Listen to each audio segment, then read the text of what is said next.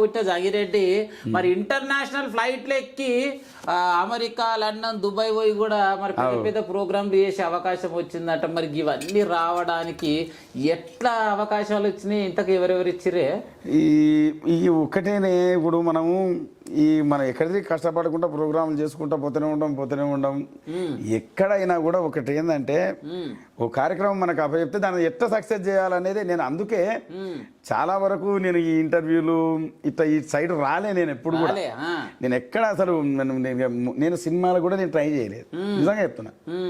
ఎప్పుడు నేను పొద్దున్న లేసి ఇంక అక్కనే ఏదన్నా ఒక కార్యక్రమం, అది ఏ కార్యక్రమం ఉండని, నువ్వు పెళ్ళా, రిసెప్షనా, లేకపోతే ధూమ్ధామా, లేకపోతే భక్త్యా, ఇంకేదన్నా భజననా, ఎలాంటి కార్యక్రమం, అది స్కూల్ ఫంక్షన్ కావచ్చు, కాలేజ్ ఫంక్షన్ కావచ్చు, ఏదైనా సరే అది ఎట్లా అక్కడ ఏది అవసరం అవన్నీ కూడా చేసుకుంటా వచ్చిన అట్లా ఆ రూట్లోనే ఇవన్నీ మనకు ఆ దేశాల్లో ఉండేటటువంటి వాళ్ళందరూ ఉన్నారు కదా, ఆహ్వానించడం.